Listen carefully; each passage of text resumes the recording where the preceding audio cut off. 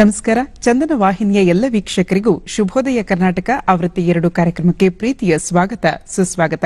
ವೀಕ್ಷಕರೇ, ದಿನದ ವಿಶೇಷತೆಯನ್ನ ತಿಳಿಸುವಂತಹ ಸಮಯ. ಇವತ್ತು ವಿಶ್ವ ಬೈಸಿಕಲ್ ದಿನಾಚರಣೆಯನ್ನ ನಾವು ಆಚರಣೆ ಮಾಡ್ತಾ ಇದ್ದೇವೆ. 2018ರಿಂದ ಯುನೈಟೆಡ್ ನೇಷನ್ ಅಸೆಂಬ್ಲಿಯಲ್ಲಿ ಈ ಒಂದು ಜೂನ್ 3ನೇ ತಾರೀಕು ವಿಶ್ವ ಬೈಸಿಕಲ್ ದಿನಾಚರಣೆ ಅಂತ ಹೇಳಿ ಘೋಷಣೆ ಮಾಡಲಾಯಿತು.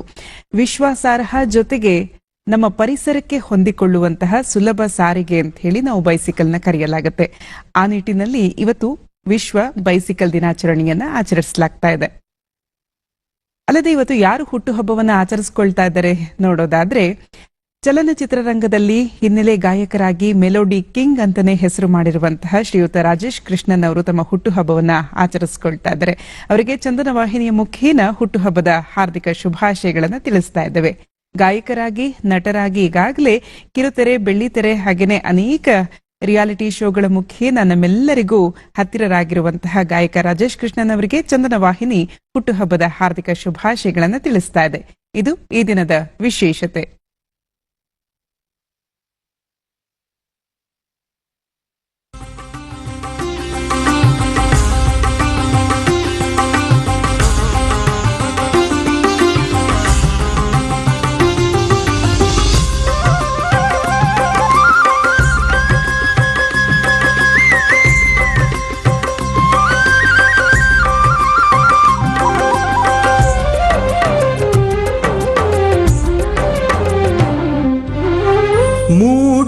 ಮನೆಯ ಮುಸುಕನು ಸರಿಸಿ ಕಂಗಳ ತೆರೆಸಿದೆ ಶುಭೋದಯ.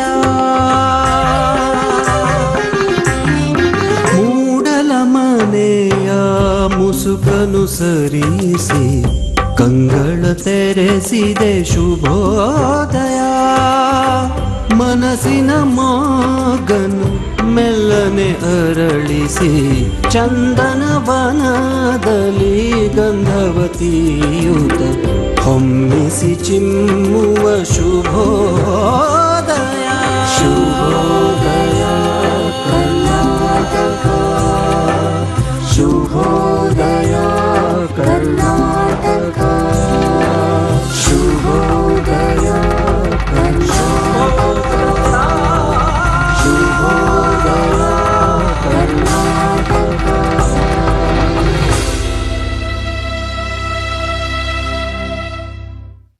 ನಮಸ್ಕಾರ. ಚಂದನ ವಾಹಿನಿಯ ಎಲ್ಲ ವೀಕ್ಷಕರಿಗೂ ಶುಭೋದಯ ಕರ್ನಾಟಕ ಆವೃತ್ತಿ 2 ಕಾರ್ಯಕ್ರಮಕ್ಕೆ ಪ್ರೀತಿಯ ಸ್ವಾಗತ ಸುಸ್ವಾಗತ. ವೀಕ್ಷಕರೇ, ಎಂದಿನಂತೆ ಇಂದಿನ ನಮ್ಮ ಅತಿಥಿಗಳ ಪರಿಚಯ.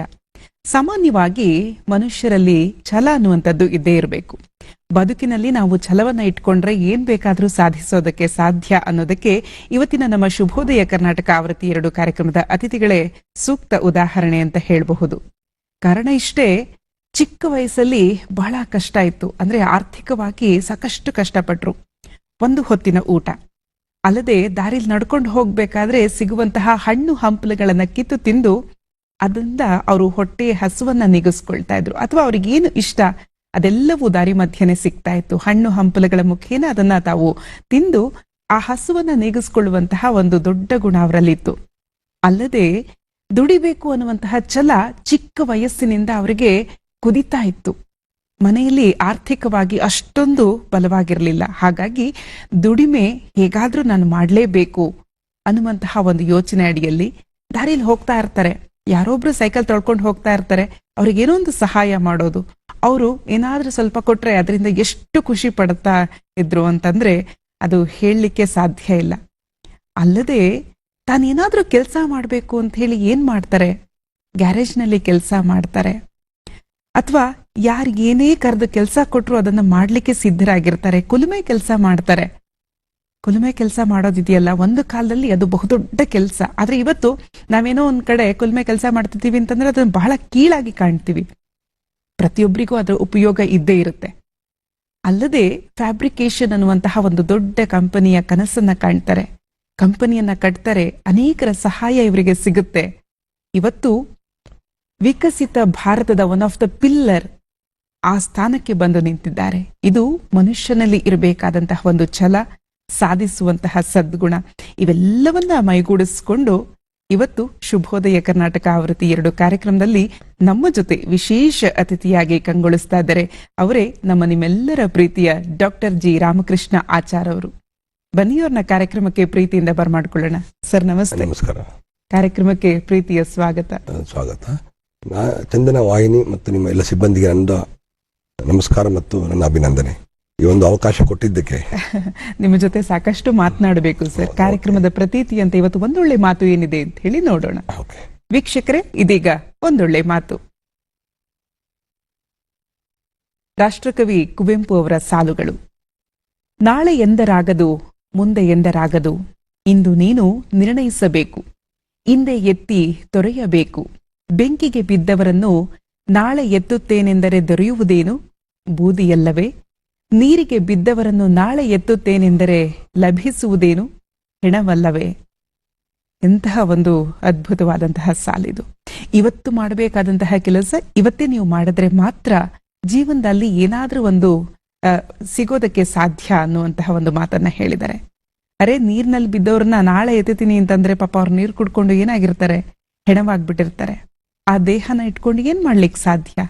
ಏನು ಮಾಡೋದಕ್ಕೆ ಆಗೋದಿಲ್ಲ. ಹಾಗಾಗಿ ಇವತ್ತು ಏನು ಈ ಕ್ಷಣದಲ್ಲಿ ಏನ್ ಕೆಲಸ ಮಾಡಬೇಕು ಅದನ್ನ ಇವತ್ತೇ ಮಾಡಬೇಕು ಅನ್ನುವಂತಹ ಒಂದು ಸಾಲನ ಕುವೆಂಪು ಅವರು ಕೊಟ್ಟಿದ್ದಾರೆ. ಇದು ಇವತ್ತಿನ ಒಂದೊಳ್ಳೆ ಮಾತಾಗಿತ್ತು. ಬನ್ನಿ, ನಮ್ಮ ಜೊತೆ ಇರುವಂತಹ ವಿಶೇಷ ಅತಿಥಿಗಳು ಡಾಕ್ಟರ್ ಜಿ ರಾಮಕೃಷ್ಣ ಆಚಾರ್. ಅವ್ರ ಜೊತೆ ಮಾತುಕತೆಯನ್ನ ಆರಂಭಿಸೋಣ.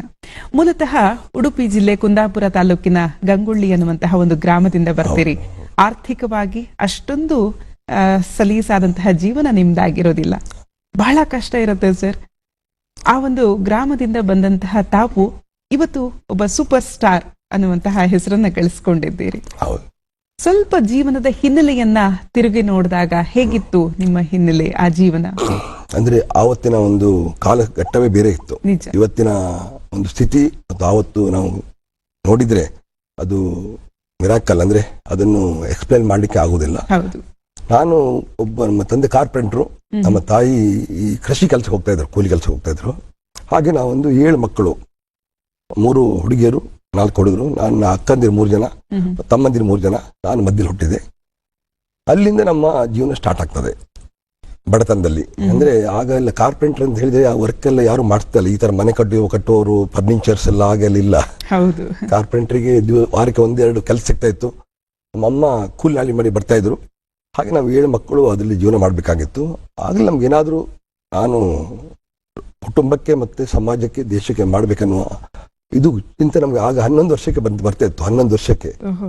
ಹಾಗೆ 11 ವರ್ಷ ನಾನು ಶಾಲೆ ಕ್ಲೋಸ್ ಮಾಡಿ ಮತ್ತೆ ನನ್ನ ಹೊಟ್ಟೆ ಬದುಕಿಗೆ ನಾನು ಬದುಕನ್ನು ಹುಡ್ಕೊಂಡೆ. ಯಾವ ರೀತಿ ಬದುಕನ್ನ ತಾವು ಹುಡುಕಿಕೊಂಡು ಹೊರಟ್ರಿ ಹಾಗಾದ್ರೆ? ಅದು ನಾನು ಇದೇನಂದ್ರೆ, ಈ ಮಕ್ಕಳನ್ನು ನೀರಲ್ಲಿ ಬಿಸಾಕಿದ್ರೆ ಮಕ್ಕಳು ಹೇಗೆ ಈಜಬೇಕು ಹಾಗೆ ನಾವು ನಮ್ಮ ಬದುಕನ್ನು ನಾವು ರೂಪಿಸ್ಕೊಳ್ಬೇಕಾಯ್ತು. ಹಾಗೆ ನನ್ನನ್ನು ಯಾರು ತಗೊಂಡೋಗಿ ಒಂದು ಕುಲ್ಮೆಗೆ ಸೇರಿಸಿದ್ರು. ಆ ಕುಲ್ಮೆಲ್ಲಿ ನಾವು ಕೆಲಸ ಮಾಡ್ತಾ ಮಾಡ್ತಾ ಬಂತು. ನಾವು ಮಾಡುವ ಕೆಲಸವನ್ನು ತುಂಬಾ ಪ್ರೀತಿಯಲ್ಲಿ ಮಾಡ್ತಾ ಬಂತು. ಇಲ್ಲಿ ಏನಾಗಿತ್ತು ಅಂತ ಹೇಳಿದ್ರೆ, ನಾವು ಕುಲ್ಮೆ ಕೆಲಸ ಅಂತ ಹೇಳಿ ನಾವು ಇದು ಮಾಡಲಿಲ್ಲ. ಆಗ ಇವತ್ತಿನ ಹಾಗೆ ವಾರಕ್ಕೆ 70 ಗಂಟೆ 80 ಗಂಟೆ ಆ ಥರ ಅಲ್ಲ. ಬೆಳಿಗ್ಗೆ 6 ಗಂಟೆಯಿಂದ ರಾತ್ರಿ 12 ಗಂಟೆ ಕೆಲಸ ಮಾಡಬೇಕಾಗಿತ್ತು. ಕುಲ್ಮೆ ಕೆಲಸ. ಅಲ್ಲಿ ನೇಗಿಲ್ ಮಾಡೋದು, ಕತ್ತಿ ಮಾಡೋದು, ಎತ್ತಿನ ಗಾಡಿ ಮಾಡೋದು, ಬೇರೆ ಬೇರೆ ಇದನ್ನೆಲ್ಲ ಕುಲ್ಮೆ ಬ್ಲ್ಯಾಕ್ ಸ್ಮಿತ್ ಕೆಲಸವನ್ನು ಮಾಡೋದು. ಆ 11 ವರ್ಷಕ್ಕೆ ನನಗೆ ಏನಾಯ್ತದೆ, ನಾನು 5ನೇ ಕ್ಲಾಸ್ ಮುಗಿಸಿ ಅರ್ಧದಲ್ಲಿ ಬಿಟ್ಟು ಅಲ್ಲಿ ಹೋದೆ. ಅಲ್ಲಿ ನಮಗೆ ಒಂದು ತಿಂಗಳಿಗೆ 30 ರೂಪಾಯಿ ಸಿಗ್ತಾ ಇತ್ತು. ಬೆಳಿಗ್ಗೆ 6 ಗಂಟೆಯಿಂದ ರಾತ್ರಿ 12 ಗಂಟೆ ತನಕ ಕೆಲಸ ಮಾಡಿದ್ರೆ ತಿಂಗಳಿಗೆ 30 ರೂಪಾಯಿ ಸಿಗ್ತಾ ಇತ್ತು. ಆ 30 ರೂಪಾಯಿ ಅಂತಂದ್ರೆ ನಮ್ಮ ತಾಯಿ ಮತ್ತು ಅಕ್ಕಂದಿರಿಗೆ ಇದಕ್ಕೆ ನಾನು ಜೀವನಕ್ಕೆ ಕೊಡ್ತಾ ಇದ್ದೆ ನಾನು. ಅಂದ್ರೆ ಆರ್ಥಿಕವಾಗಿ ಎಷ್ಟು ತಮ್ಮ ಕುಟುಂಬವನ್ನ ಬಲಪಡಿಸಬೇಕು ಅನ್ನುವಂತಹ ಯೋಚನೆ ತಮ್ಮಲ್ಲಿ ಆಗ್ಲೇ ಮೂಡಿತ್ತು. ನಾವೊಂದು ಚಿತ್ರವನ್ನ ತೋರಿಸ್ತಾ ಇದ್ದೀವಿ, ನಿಮಗೆ ಕಾಣಿಸ್ತಾ ಇದೆ ಅಂತ ಹೇಳಿ ಅಲ್ವಾ? ನಮ್ಮ ತಾಯಿ. ಓಕೆ, ತಂದೆ ತಾಯಿ. ಹೌದು. ಇದು 87ನೇ ಇಸ್ವಿಯಲ್ಲಿ ನಾನು ಸ್ವಂತ ಒಂದು ಕೆಲಸ ಸ್ಟಾರ್ಟ್ ಮಾಡಿದ್ಮೇಲೆ ತೆಗೆದ ಫೋಟೋ. ಇವರು ಸರ್ ನಮ್ಮ ತಂದೆ. ನಿಮ್ ತಂದೆ. ಹೌದು. ಏನ್ ಹೆಸರು ಅವ್ರದ್ದು? ಅವರು ಶ್ರೀನಿವಾಸಾಚಾರ್ ಅಂತ. ಶ್ರೀನಿವಾಸಾಚಾರ್. ನೋಡಿ, ಈಗ ಕುಲುಮೆ ಕೆಲಸ ಅಂತ ತಾವು ಹೇಳ್ತಾ ಇದ್ರಿ. ಇವತ್ತು ಕುಲುಮೆಗಳನ್ನ ಕಾಣೋದೇ ನಾವು ಬಹಳ ಕಷ್ಟ. ಎಲ್ಲೋ ಹಳ್ಳಿಗಳಲ್ಲಿ, ಕುಗ್ರಾಮದಲ್ಲಿ ಕುಲುಮೆ ಇದೆ ಅಂತ ಹೇಳಬಹುದು. ಅದಾದ ಮೇಲೆ ಗ್ಯಾರೇಜ್ ಕೆಲಸಕ್ಕೆ ಸೇರ್ಕೊಳ್ತೀರಿ ತಾವು? ನಾನು ಕುಲ್ಮೆಯಲ್ಲಿ ಒಂದು 3 ವರ್ಷ ಕೆಲಸ ಮಾಡ್ತೀನಿ. ಅಲ್ಲಿಂದ ನಾನು ಗ್ಯಾರೇಜ್ ಅಲ್ಲಿ ಆಟೋಮೊಬೈಲ್ ಕೆಲಸ, ಆಟೋಮೊಬೈಲ್ ಮತ್ತೆ ನಮ್ಮ ಟೈಲ್ ಫ್ಯಾಕ್ಟ್ರಿ ಮೇರಿ ಇನ್ನು ಅದ್ರ ಬಗ್ಗೆ ಅಲ್ಲಿ ಒಂದು 3 ವರ್ಷ ವರ್ಕ್ ಮಾಡ್ತೀನಿ. ಅಲ್ಲಿ ನಾನು ಮೈಸೂರಿಗೆ ಬರ್ತೇನೆ. ಮೈಸೂರಿಗೆ ಬಂದು ಅಲ್ಲಿ ಫ್ಯಾಬ್ರಿಕೇಶನ್ ವರ್ಕ್ ಮಾಡ್ತಾ ಹೋಗ್ತೇನೆ. ಅಲ್ಲಿ ಫ್ಯಾಬ್ರಿಕ್ ಮಾಡ್ತಾ ಹೋಗುವಾಗ ನಾನು ನೈಟ್ ಕೆಲಸ ಮಾಡಿ ಡೇ ಅಲ್ಲಿ ಸ್ವಲ್ಪ ಸ್ಟಡಿ ಮಾಡ್ತೇನೆ. ಅಲ್ಲಿ CFTR ಅಲ್ಲಿ ಕೆಲವು 6 ಮಂತ್ ಕೋರ್ಸ್ಗಳು ಮಾಡ್ತಿದ್ರು ಗ್ರೈನ್ ಪ್ರೊಸೆಸಿಂಗ್ ಬಗ್ಗೆ. ಹಾಗೆ ನಾನು ಮೈಸೂರಲ್ಲಿ 6 ಮಂತ್ ಕೋರ್ಸ್ ಮಾಡ್ತೀನಿ. ನೈಟು ಫ್ಯಾಬ್ರಿಕ್ ಕೆಲಸ ಮಾಡಿ ಡೇ ಅಲ್ಲಿ CFTR ಅಲ್ಲಿ ಕೋರ್ಸ್ ಮಾಡಿಕೊಂಡು ಗ್ರೈನ್ ಸೈನ್ಸ್ ಬಗ್ಗೆ ಸ್ವಲ್ಪ ಮಾಹಿತಿ ತಗೊಳ್ತೀನಿ ನಾನು. ಹಾಗೆ ಅಲ್ಲಿಂದ ನಾನು 1987 13 ವರ್ಷ ಈ ಕುಲ್ಮೆ ಕೆಲಸ, ಮೆಕ್ಯಾನಿಕಲ್ಲು, ಫ್ಯಾಬ್ರಿಕೇಶನ್ ಇದೆಲ್ಲ ಕಲಿತ ಮೇಲೆ CFTR ಕೋರ್ಸ್ ಆದ ಮೇಲೆ 1987 ಜೂನ್ 27 ಒಂದು ವೆಲ್ಡಿಂಗ್ ಶಾಪ್ ಅನ್ನು ನಾನು ತಗೊಳ್ತೀನಿ ಲೀಸಿಗೆ. ಸರ್, ನೀವು 1987ರಲ್ಲಿ ಒಂದು ಶಾಪ್ ನಲ್ಲಿ ಲೀಡ್ಗೆ ತಗೊಳ್ತೀರಿ ಅಂತ ಹೇಳ್ತಾ ಇದ್ರಿ. ಈ ಬಗ್ಗೆ ನಾನು ಮಾತನಾಡ್ತೀನಿ. ಅದಕ್ಕೂ ಮುಂಚೆ ಒಂದು ಚಿಕ್ಕ ವಿರಾಮವನ್ನ ತಗೊಂಡು ಬರೋಣ. ವೀಕ್ಷಕರೇ, ಶುಭೋದಯ ಕರ್ನಾಟಕ ಆವೃತ್ತಿ 2 ಕಾರ್ಯಕ್ರಮದಲ್ಲಿ ಇದೀಗ ಒಂದು ಚಿಕ್ಕ ವಿರಾಮ.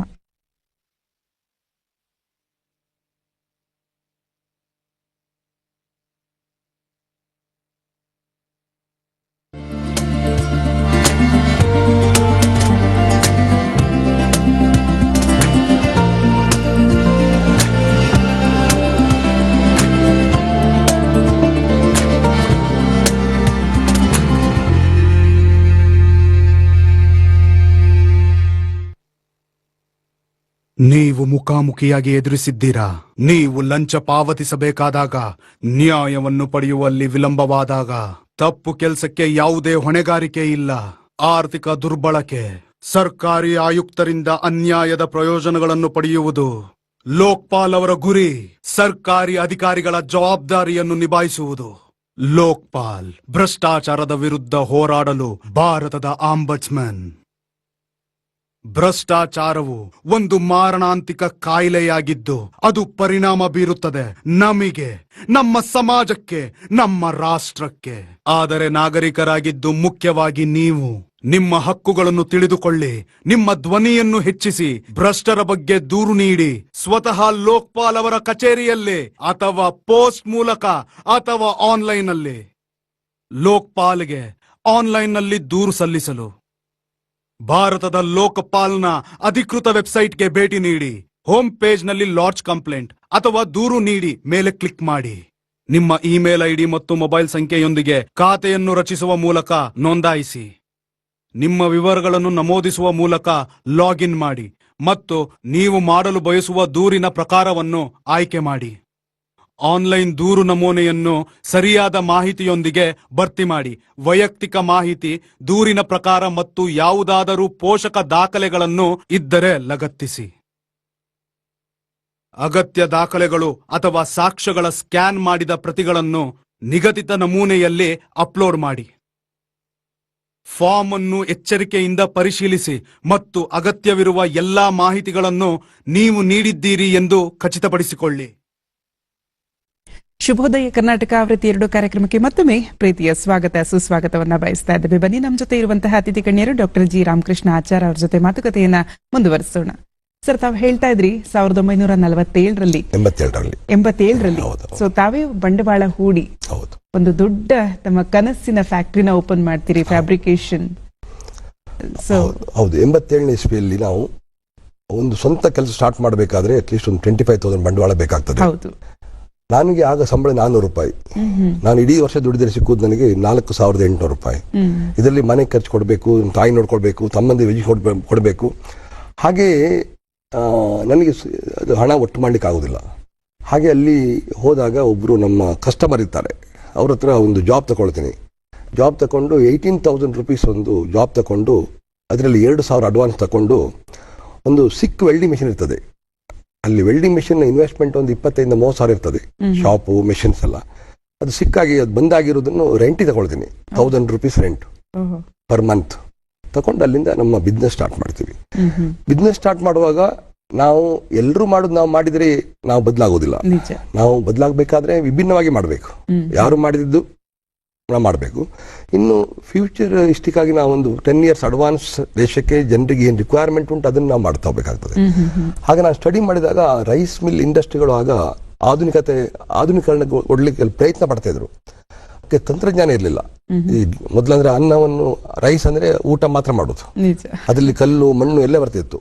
ಅಲ್ಲಿಂದ ಇದು ಪ್ಯೂರಿಟಿ ಸ್ಟಾರ್ಟ್ ಆಯ್ತು. ಹೈಜಿನಿಕ್ಕು ಇದೆಲ್ಲ ಅಲ್ಲಿ ಸ್ಟಾರ್ಟ್ ಆಯಿತು. ಭತ್ತದಿಂದ ಕಲ್ ತೆಗೆಯುವಂಥದ್ದು, ಗ್ರೇಡ್ ಮಾಡುವಂಥದ್ದು, ನುಚ್ಚು ತೆಗೆಯುವಂಥದ್ದು, ಹಾಗೆ ಬೇರೆ ಬೇರೆ ಟೈಪಿನ ಇದು ಸ್ಟಾರ್ಟ್ ಆಯಿತು. ನಾನು ಆ ಫೀಲ್ಡಿಗೆ ಎಂಟರ್ ಆದೆ. ಸಣ್ಣ ಸಣ್ಣ ಅದು ಫಸ್ಟ್ ನಾನು ಮಂಗಳೂರು ಜಿಲ್ಲೆಗೆ ಸೂಟೇಬಲ್ ಆಗಿ ಕೆಲಸ ಮಾಡ್ತಾ ಬಂದೆ.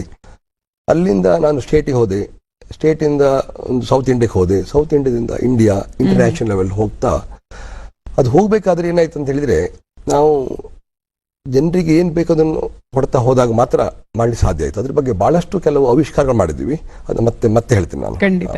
ಈಗ ಭತ್ತ ಸಂರಕ್ಷಣಾ ಅಥವಾ ಸಂಸ್ಕರಣಾ ಒಂದು ಘಟಕದ ಆರಂಭ ಮಾಡ್ತೀರಿ ತಾವು.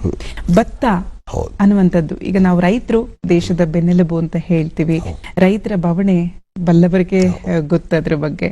ಆದ್ರೆ ಇವತ್ತಿನ ಮಕ್ಕಳಿಗಾಗಿರ್ಬೋದು, ಯುವ ಜನತೆಗೆ, ಎಷ್ಟೋ ಜನರಿಗೆ ಗೊತ್ತಿಲ್ಲ ಅನ್ನ ಅಥವಾ ಅಕ್ಕಿ ಎಲ್ಲಿಂದ ಬರುತ್ತೆ, ಹೇಗೆ ಬರುತ್ತೆ, ಹೇಗಿದನ್ನ ನಾವು ಊಟ ಮಾಡ್ತೀವಿ. ಇವತ್ತು ವೇಸ್ಟ್ ಮಾಡೋದೇ ಜಾಸ್ತಿ. ಯಾವುದೇ ಒಂದು ಶುಭ ಸಮಾರಂಭ ಇರಲಿ ಅಥವಾ ಯಾವುದೇ ಒಂದು ಕಾರ್ಯಕ್ರಮ ಆಗಿರ್ಲಿ, ಎಷ್ಟೊಂದು ವೇಸ್ಟೇಜ್ ಗಳನ್ನ ನಾವು ನೋಡ್ತಾ ಇರ್ತೀವಿ, ಎಲ್ಲಿ ನೋಡ್ಲಿ ಚಲ್ತಾ ಇರ್ತೀವಿ, ಅದ್ರದ್ದು ಬೆಲೆನೇ ಗೊತ್ತಿಲ್ಲ. ಒಂದೊಂದು ಕಾಳು ಇವತ್ತು ಎಷ್ಟು ಪ್ರಾಮುಖ್ಯತೆಯನ್ನ ಪಡೆದುಕೊಂಡಿದೆ. ಹಾಗಾಗಿ ಭತ್ತದ ಸಂಸ್ಕರಣೆಯ ಒಂದು ಆವಿಷ್ಕಾರವನ್ನ ತಾವು ಮಾಡ್ತೀರಿ. ಒಂದು ಹೊಸದಾದಂತಹ ತಮ್ಮ ಕನಸಿನ ಯೋಜನೆ, ಬಹುದೊಡ್ಡ ಯೋಜನೆಯನ್ನ ಮಾಡ್ಕೊಂಡಿದ್ದೀರಿ. ಇದ್ರ ಬಗ್ಗೆ ತಾವೇನ್ ಹೇಳಲಿಕ್ಕೆ ಬಯಸ್ತೀರಿ? ನಾವಂದ್ರೆ ಭತ್ತದ ಸಂಸ್ಕರಣೆ ಯಂತ್ರಗಳನ್ನ ಮಾಡೋದು, ಮೆಷಿನ್ ತಯಾರು ಮಾಡಿ ಎಲ್ಲ ರೈಸ್ ಮಿಲ್ ಅನ್ನ ಒದಗಿಸೋದು. ಅಕ್ಕಿಯನ್ನು ಭತ್ತವನ್ನು ಪ್ರೋಸೆಸ್ ಮಾಡೋದು ಅವರು, ಮೆಷಿನರಿ ಮಾತ್ರ ಒದಗಿಸೋದಂಥದ್ದು. ಇವತ್ತು ಭತ್ತ ಸಂಸ್ಕರಣೆಯಲ್ಲಿ ಹೇಗಾಗಿದೆ ಹೇಳಿದ್ರೆ, ಮೊದಲು ಒಂದು ಸಾಮಾನ್ಯ ಅಕ್ಕಿ ಅಂತ ಆದ್ರೆ ಸಾಕಾಗ್ತದೆ. ಈಗ ಹಾಗೆ ಅಲ್ಲ. ಈಗ ಅದರಲ್ಲಿ ಬೇರೆ ಬೇರೆ ವ್ಯಾರೈಟಿ ಬಂದಿದೆ. ಬಾಸುಮತಿ ಬೇರೆ, ಸೋನಾ ಅಕ್ಕಿ ಬೇರೆ, ಬಾಯ್ಲ್ಡ್ ರೈಸ್ ಬೇರೆ. ಇದ್ರಲ್ಲಿ ಕೂಡ ಫಾಸ್ಟ್ ಫುಡ್ ಮತ್ತೆ ಇದೆಲ್ಲ ಬಂದಿದೆ ಹೊಸ ಹೊಸ. ಮೊದಲು ಹಾಗಿರ್ಲಿಲ್ಲ, ಒಂದು ತಾಲಿ ಮಿಲ್ಸ್ ಮಾತ್ರ ಮಾಡ್ತಿದ್ರು. ಒಂದು 40 ವರ್ಷ ಹಿಂದೆ ಒಂದು ಫ್ಯಾಮಿಲಿ, ಜಾಯಿಂಟ್ ಫ್ಯಾಮಿಲಿ ಇರ್ತಾ ಇತ್ತು. ತಾಲಿ ಮಿಲ್ಸ್ ಮಾಡಿ ಅನ್ನ, ಸಾಂಬಾರ್, ಚಟ್ನಿ, ಪಲ್ಯ ಎಲ್ಲರೂ ಜೊತೆಲಿ ಅಡಿಗೆ ಮಾಡ್ತಾ ಇದ್ರು. ಎಲ್ಲರೂ ಅದನ್ನು ಆದ್ಮೇಲೆ ತೊಳೆದು ಇದೆಲ್ಲ ಮಾಡುವಂತ ಸಿಸ್ಟಮ್ ಎಲ್ಲ ಇತ್ತು. ಆ ಮನೆಯಲ್ಲಿ ಕೂಡು ಕುಟುಂಬದ ಒಂದು ಸಂಸ್ಕೃತಿ ಇದ್ದಾಗ ಒಂದು 10, 20, 30 ಜನ ಮನೇಲಿ ಇರ್ತಾ ಇದ್ರು. ಅಲ್ಲಿಂದ ಏನಾಯ್ತು ಅಂತ ಹೇಳಿದ್ರೆ, ಈಗ ಎಲ್ಲ ಎಜುಕೇಟೆಡ್ ಈಗ ಹೊರಗೆ ಬಂದು ಅವರೊಬ್ಬರೇ ಒಂದೊಂದು ರೂಮಲ್ಲಿ ಸ್ಟೇ ಮಾಡಿ ಸ್ಟಾರ್ಟ್ ಮಾಡಿದ್ರು. ಯಾರಿಗೂ ಈ ತರ ಪ್ರೋಸೆಸ್ ಮಾಡಿ ಸ್ಟಾರ್ಟ್ ಆಗ್ಲಿಲ್ಲ. ಅಂದ್ರೆ ಈ ತಾಲಿ ಮಿಲ್ಸ್ ಅಂದ್ರೆ ಅನ್ನ, ಸಾಂಬಾರ್, ಚಟ್ನಿ, ಪಲ್ಯ ಮಾಡುವಂತ ಪೇಷನ್ಸ್ ಯಾರಿಗಿಲ್ಲ. ಇಲ್ಲಿ ಏನಾಯ್ತು ಅಂತ ಹೇಳಿದ್ರೆ, ಫುಡ್ ಸ್ಟೈಲ್ ಚೇಂಜ್ ಆಯ್ತು. ಯಾವ್ದು ಫಾಸ್ಟ್ ಫುಡ್ ಬಂತು, ಫ್ರೈಡ್ ರೈಸ್, ಗೀರ್ ರೈಸ್, ಕರ್ಡ್ ರೈಸ್, ಬೇರೆ ಬೇರೆ ಬಿರಿಯಾನಿ, ಪಲಾವ್ ಹೀಗೆಲ್ಲ ಬಂತು. ಹೀಗೆ ಬಂದಾಗ ಏನಾಯ್ತಂದ್ರೆ, ಒಂದು ಅದ್ರ ಏಜ್ ರೈಸ್ ಬೇಕಿತ್ತು. ಅಂದ್ರೆ ಹಳೆ ಅಕ್ಕಿ ಅನ್ನೋ ಒಂದು ಇದು ಮಾತ್ರ ಅದ್ರ ಮಾಡ್ಲಿಕ್ಕೆ ಆಗ್ತಾ ಇತ್ತು. ಆಗ ಟೆಕ್ನಾಲಜಿ ಇರಲಿಲ್ಲ. ಭತ್ತವನ್ನು 2 years ನಮ್ಮ ದೇಶದಲ್ಲಿ ಇಟ್ಟು ಅದನ್ನು ಪ್ರೋಸೆಸ್ ಮಾಡಿದ್ರೆ ಈ ಫುಡ್ ಪ್ರಿಪೇರ್ ಮಾಡ್ಲಿಕ್ಕೆ ಆಗ್ತಾ ಇತ್ತು. ನಾವೊಂದು ಅದಕ್ಕೆ ಒಂದು ವರದಾನ್ ಅಂತ ಒಂದು ಟೆಕ್ನಾಲಜಿ ಡೆವಲಪ್ ಮಾಡಿ, ಈ ಮಿಲ್ಲರ್ಸಿಗೆ ಫೀಲ್ಡ್ ನಿಂದ ಬಂದ ಭತ್ತವನ್ನು ನೇರವಾಗಿ ನಾವು ಈ ರೈಸ್ ಪ್ರೋಸೆಸ್ ಮಾಡುವಂತ ಒಂದು ಆವಿಷ್ಕಾರವನ್ನು ಕಂಡು ಹಿಡಿದ್ರಿಂದ ಅದು ಇಡೀ ನಮ್ಮ ಜಿಲ್ಲೆ, ರಾಜ್ಯ, ರಾಷ್ಟ್ರ, ಅಂತಾರಾಷ್ಟ್ರೀಯ ಮಟ್ಟಕ್ಕೆ ನಮ್ಮನ್ನು ಕೊಂಡೊಯ್ತು. 2020ಯಲ್ಲಿ ನಾವು ಇದು ಮಾಡ್ತು. ಹೌದು, 2000 ನಾವು ಈ ಆವಿಷ್ಕಾರ ಮಾಡಿದ್ದು, ಇದು ನಮ್ಮನ್ನು ಬಹಳ ಮಂದಿ ಮೇಲ್ಮಟ್ಟ ಕೊಂಡೋಯ್ತು. ಅಲ್ಲಿಂದ ಗ್ರೈನ್ಸ್ ವೇಸ್ಟ್ ಆಗೋದು ಕೂಡ ಉಳಿತು. ಇದೆಲ್ಲ ಅಲ್ಲಿ ಸ್ಟಾರ್ಟ್ ಆಯ್ತು. ಇವತ್ತು ನಾವು ಊಟ ಮಾಡ್ತಿರೋದು ಎಲ್ಲ fried rice, ghee rice, curd rice, ಆ ರೈಸ್ ಇಂದ ಅದು ನಾವು 2000 ನಾವು ಅದನ್ನು ಆವಿಷ್ಕಾರ ಮಾಡಿದ್ದು. ಅಲ್ಲಿಂದ ಅದು ದೊಡ್ಡ ರೆವಲ್ಯೂಷನ್ ಆಯ್ತು. ಅದರಿಂದ ಫಾರ್ಮರ್ಗೆ ಹೆಲ್ಪ್ ಆಯ್ತು, ಮಿಲ್ಲರ್ಗೆ ಹೆಲ್ಪ್ ಆಯ್ತು. ಈಗ ಊಟ ಮಾಡಿ ಕೂಡ ಹೆಲ್ಪ್ ಆಗ್ತಾ ಇದೆ. ಮೊದಲು ಹೇಗೆ ಉಂಟಂದ್ರೆ, ಅದನ್ನು 2 ವರ್ಷ ಸ್ಟೋರ್ ಮಾಡಬೇಕಾದ್ರೆ ಅದ್ರ ಇನ್ವೆಸ್ಟ್ಮೆಂಟಿನ ಇಂಟ್ರೆಸ್ಟ್ ಲಾಸ್ ಆಗ್ತಾ ಇತ್ತು, ಮತ್ತೆ ಅದು ಫಂಗಸ್ ಬಂದು ಡ್ಯಾಮೇಜ್ ಆಗ್ತಾ ಇತ್ತು, ಹೀಗೆಲ್ಲ ಆಗ್ತಾ ಇತ್ತು. ಸೆಕೆಂಡ್ ನಾವು ಏನ್ ಮಾಡಿತ್ತಂದ್ರೆ, ಹಾರ್ವೆಸ್ಟಿಂಗ್ ಟೆಕ್ನಾಲಜಿ ಚೇಂಜ್ ಆದಾಗೆ ನಾವು ಕಟಾವಿನ ಸಿಸ್ಟಮ್ ಚೇಂಜ್ ಆಯ್ತು. ಮೊದಲು ಮ್ಯಾನ್ಯಲ್ ಕಟ್ ಮಾಡ್ತಾ ಇದ್ರು, ಈಗ ಮೆಷಿನ್ ಮಾಡ್ತಾ ಇದ್ದಾರೆ. ಮೆಷಿನ್ ಮಾಡುವಾಗ ಅದರಲ್ಲಿ ಮಾಯಿಶ್ಚರ್ ಜಾಸ್ತಿ ಬರ್ತದೆ. ಅದನ್ನು ಮಿಲ್ ಮಾಡ್ಲಿಕ್ಕೂ ಆಗುದಿಲ್ಲ, ಸ್ಟೋರ್ ಮಾಡ್ಲಿಕ್ಕೂ ಆಗುದಿಲ್ಲ. ಅದಕ್ಕೆ ಟೆಕ್ನಾಲಜಿ ಇರಲಿಲ್ಲ. ನಾವು ಭತ್ತದ ಹೊಟ್ಟನ್ನೇ ಬರ್ನ್ ಮಾಡಿ ಅದನ್ನು ಡೆವಲಪ್ ಮಾಡಿದ್ರಿಂದ ಅದು ಕೂಡ ವರ್ಲ್ಡ್ ವೈಡ್ ನಮ್ಮನ್ನು ತಗೊಂಡೋಯ್ತು. ಅಂದ್ರೆ ಸಣ್ಣ ಸಣ್ಣ ಬದಲಾವಣೆ ಇಡೀ ಪ್ರಪಂಚವನ್ನೇ ಬದಲು ಮಾಡ್ಲಿಕ್ಕೆ ಸಾಧ್ಯ ಉಂಟು ಹೇಳಲಿಕ್ಕೆ ನಮ್ಗೆ ಇದೊಂದು ದೊಡ್ಡ ಒಂದು ಬೇಸ್. ನಾವು ಆ ಒಂದು ಇದು ಮಾಡಿದ್ರಿಂದ ಇದು ರೈತರಿಗೂ ಹೆಲ್ಪ್ ಆಯ್ತು, ತಿನ್ನೋರಿಗೂ ಗ್ರಾಹಕರು ಹೆಲ್ಪ್ ಆಯ್ತು, ದೇಶಕ್ಕೂ ಕೂಡ ಹೆಲ್ಪ್ ಆಯ್ತು. ಈ ವೇಸ್ಟ್ ಆಗುವಂತದ್ದು ಇದೆಲ್ಲ ಉಳಿತು. ಈ ನಿಮ್ಮ ಒಂದು ಪ್ರಶ್ನೆ ಜೊತೆಗೆ ನಾ ಇನ್ನೊಂದು ಪ್ರಶ್ನೆ ಕೇಳಿದೆ. ಇವತ್ತು ಅಕ್ಕಿ ಅನ್ನುವಂಥದ್ದು, ಅನ್ನ ಅನ್ನುವಂಥದ್ದು ಎಲ್ಲಿಂದ ಬರ್ತಿದೆ ಅಂತ ಹೇಳಿ ಎಷ್ಟೋ ಮಕ್ಕಳಿಗೆ ಗೊತ್ತೇ ಇಲ್ಲ ಅಂತ ಹೇಳಿ, ಈ ಬಗ್ಗೆ ಏನ್ ಹೇಳ್ತೀರಿ ತಾವು? ಹೌದು, ಅಂದ್ರೆ ಇದನ್ನು ಈ ರೈತರ ಒಂದು ಕಷ್ಟವನ್ನು ನಾವು ಯಾರು ಗಮನಿಸ್ತಾ ಇಲ್ಲ ಇವತ್ತು. ನಿಜ. ಇವತ್ತು ರೈತರ ಮಕ್ಕಳು ರೈತರಾಗ್ತಾ ಇಲ್ಲ. ಯಾಕಂತ ಹೇಳಿದ್ರೆ ರೈತ ಅಂದ್ರೆ ಅವನಿಗೆ ಬಹಳ ಒಂದು ಕನಿಷ್ಠ ಸ್ಥಾನಮಾನ ಇದೆ, ಅವನನ್ನು ಯಾರು ಗುರುತಿಸುವುದಿಲ್ಲ, ಅವ ಇವತ್ತೊಂದು ಕಾರ್ಪೊರೇಟ್ ಲೆವೆಲ್ ಅಲ್ಲಿ ಬದುಕಲಿಕ್ಕೆ ಆಗುದಿಲ್ಲ ಅನ್ನೋ ದೃಷ್ಟಿಕೋನದಲ್ಲಿ ಎಲ್ಲರೂ ರೈತರಿಂದ ಹೊರಗೆ ಹೋಗ್ತಾ ಇದ್ದಾರೆ. ಎಲ್ಲ ಕಾರ್ಪೊರೇಟ್ ಇದಕ್ಕೆ ಬರ್ತಾ ಇದ್ದಾರೆ, ಮೆಟ್ರೋಪಾಲಿಟನ್ ಸಿಟಿ ಬರ್ತಾ ಇದ್ದಾರೆ. ಇದರಿಂದ ಮುಂದೆ ದೊಡ್ಡ ಒಂದು ದುರಂತ ನಾವು ಫೇಸ್ ಮಾಡ್ಲಿಕ್ಕೆ ಇರ್ತದೆ. ಯಾಕಂದ್ರೆ ನಮ್ದೊಂದು ITI ಕಾಲೇಜ್ ಇದೆ, ಮತ್ತು ನಾವು ಸೋಷಿಯಲ್ ವರ್ಕ್ ಮಾಡ್ತಿರುವಾಗ ತುಂಬಾ ಇದು ಕೆಲವು ಶಿಬಿರ ಮಾಡ್ತಾ ಇದ್ದೆ ನಾವು. 1,000 ಹುಡುಗಿಯರು ನಾನು ಇಂಟರ್ವ್ಯೂ ಮಾಡಿದೆ. ಯಾವ ಹುಡುಗಿ ಕೂಡ ರೈತನ ಮದುವೆ ಆಗ್ತಿತ್ತೆ ಹೇಳ್ತಾ ಇಲ್ಲ. ಅಂದ್ರೆ ಇದಕ್ಕೆ ಇನ್ನೊಂದು ನೀವು ಹೇಳಿದಕ್ಕೆ ಇನ್ನು ಯಾವ ಹುಡುಗ ಕೂಡ ನಾ ರೈತ ಆಗ್ತಾ ಹೇಳುದಿಲ್ಲ. ನನಗೆ ತುಂಬಾ ಚಿಂತೆ ಆಯ್ತು. ಯಾಕಂದ್ರೆ ನಮ್ಮ ಮೆಷಿನ್ ತಯಾರು ಮಾಡುದು ಕೃಷಿ ಸಂಬಂಧಪಟ್ಟಂತದ್ದು, ಗ್ರೈನ್ಸ್ ಸಂಬಂಧಪಟ್ಟಂತದ್ದು, ಪ್ಯಾಡಿ, ವೀಟು, ಮೇಯ್ಸು, ಕಾಫಿ ಸಂಬಂಧಪಟ್ಟಂತ ಮೆಷಿನರಿ. ಈ ರೈತರು ಇಲ್ಲ ಅಂತ ನಮ್ಮ ಮೆಷಿನರಿ ಹೇಗೆ ಇದನ್ನು ಡೆವಲಪ್ ಆಗ್ತದೆ? ಅಂದ್ರೆ ನೆಕ್ಸ್ಟ್ ಜನರೇಷನ್ ಫುಡ್ ಎಂತ ನೆಕ್ಸ್ಟ್ ಅಂತ ನಾವು ಅದ್ರ ಬಗ್ಗೆ ನಾವು ಸ್ವಲ್ಪ ಬೇರೆ ವರ್ಕ್ ಮಾಡ್ತಾ ಇದ್ದೇವೆ. ಮತ್ತೆ ಹೇಳ್ತೀನಿ ಅದು ಖಂಡಿತ. ಈಗ ಆರ್ಥಿಕವಾಗಿ ಸಾಕಷ್ಟು ಕಷ್ಟಪಟ್ಟು ತಾವು ಮೇಲ್ ಬಂದಿದ್ದೀರಿ. ತಾವೇ ಹೇಳಿದ್ರಿ ಕೊಲುಮೆ ಕೆಲಸ ಮಾಡ್ತಿದ್ರಿ, ಆಮೇಲೆ ಗ್ಯಾರೇಜ್ ನಲ್ಲಿ ಕೆಲಸ ಮಾಡ್ತಿದ್ರಿ, ಯಾವ್ದೊಂದು ಫ್ಯಾಬ್ರಿಕೇಶನ್ ಅಲ್ಲಿ ಕೆಲಸ ಮಾಡ್ತಿದ್ರಿ ಅಂತ ಹೇಳಿ ಇವತ್ತು ನಮ್ಮ ಕಾರ್ಯಕ್ರಮದಲ್ಲಿ ಮಾತ್ರವಲ್ಲ ಅನೇಕ ವೇದಿಕೆಯಲ್ಲಿ ಬಹಳ ಹೆಮ್ಮೆಯಿಂದ ಹೇಳುವಂತಹ ಒಂದು ವಿಚಾರ ಏನು ಅಂತಂದ್ರೆ 800 ನೆಟ್ವರ್ತ್ ಇದೆ, 800 ಕೋಟಿ ನೆಟ್ವರ್ತ್ ಇದೆ, 500 ಕೋಟಿ ಟರ್ನ್ ಓವರ್ ತಮ್ಮದು, 5,000 ಜನಕ್ಕೆ ಕೆಲಸವನ್ನ ಕೊಟ್ಟಿದ್ದೀರಿ. ಇವತ್ತು ಹೇಗೆ ಅನಿಸ್ತಾ ಇದೆ ಸರ್? ಇದು ನಾವು ಎಕ್ಸ್ಪೆಕ್ಟ್ ಮಾಡಿ ಇರ್ಲಿಲ್ಲ. ನಾವು ಒಂದು 1000 ನಮ್ದು next slogan 1000 crores network company ಕಟ್ಟಬೇಕು, ಒಂದು 10,000 ಎಂಪ್ಲಾಯ್ಮೆಂಟ್ ಕ್ರಿಯೇಟ್ ಮಾಡಬೇಕು, ಇದೆಲ್ಲ ನಮ್ಮ ಕನಸುಗಳು. ಈಗ ನಮ್ಗೆ ಆಗಿರ್ಲಿಲ್ಲ. ನನಗೆ ಆಗ ಏನಿತ್ತು ಅಂತ ಹೇಳಿದ್ರೆ, ನಾನು ಒಂದು ಮೆಕ್ಯಾನಿಕ್ ಆಗ್ಬೇಕು, ಒಂದು ಸಣ್ಣ ಶಾಪ್ ಅಲ್ಲಿ ಒಂದು ಸ್ಕೂಟರ್ ಅಥವಾ ಫ್ಯಾಬ್ರಿಕೇಶನ್ ಶಾಪ್ ತೆಗಿಬೇಕು, ಒಂದು ಹೆಲ್ಪರ್ ನಂಗೆ ಇಟ್ಕೊಳ್ಬೇಕನ್ನುವ ಕನಸಿದ್ದ ನನ್ನ ಕನಸಿದಷ್ಟೇ. ನನಗೆ ದೊಡ್ಡ ಇಂಡಸ್ಟ್ರಿ ಮಾಡ್ತೀನಿ, ನಾನು ಒಂದು 1,000 ಟರ್ನ್ ಓವರ್ ಮಾಡ್ತೀನಿ, ಇದ್ರ ಬಗ್ಗೆ ನಾನು ಕನಸು ಇರ್ಲಿಲ್ಲ, ನನಗೆ ಒಂದು ಯೋಜನೆ ಇರ್ಲಿಲ್ಲ. ನನಗೆ ಇದ್ದಿದ್ದು ಒಂದು ಸಣ್ಣ ಒಂದು ಶಾಪ್ ಹಾಕಬೇಕು, ವೆಲ್ಡಿಂಗ್ ಶಾಪ್ ತಗೊಳ್ಬೇಕು, ನಾನು ಮೆಕ್ಯಾನಿಕ್ಕು, ನಾನೊಂದು ಹೆಲ್ಪರು ಇಟ್ಕೊಂಡು ನಾನು ಆ ಊರಲ್ಲಿ ಬದುಕಬೇಕು, ಒಳ್ಳೆ ಕೆಲಸ ಮಾಡಬೇಕು, ನನ್ನ ಕೆಲಸವನ್ನೆಲ್ಲ ಗುರುತಿಸಬೇಕು, ನಾನೇನಾದ್ರೂ ಜನರಿಗೆ ಹರ್ಟ್ ಮಾಡಬಾರ್ದು, ಅವರು ಬ್ಲೆಸ್ಸಿಂಗ್ ತಗೊಳ್ಬೇಕನ್ನುವ ದೃಷ್ಟಿಕೋನ ಇಟ್ಕೊಂಡು ನಾನು ಕೆಲಸ ಮಾಡ್ತಾ ಬಂದೆ. ಅದು ನಮ್ಮನ್ನು ಈ ಮಟ್ಟಕ್ಕೆ ತಂತ ಹೇಳುದು. ನಾವು ಹೇಳುದು, ಒಬ್ಬ ಬಿಸ್ನೆಸ್ ಮ್ಯಾನ್ ಹಣಕ್ಕಾಗಿ, ಅವನ ಸುಖಕ್ಕಾಗಿ, ಅವನ ಡೆವಲಪ್ಮೆಂಟ್ಗಾಗಿ ಅವನು ಕೆಲಸ ಮಾಡಬಾರ್ದು.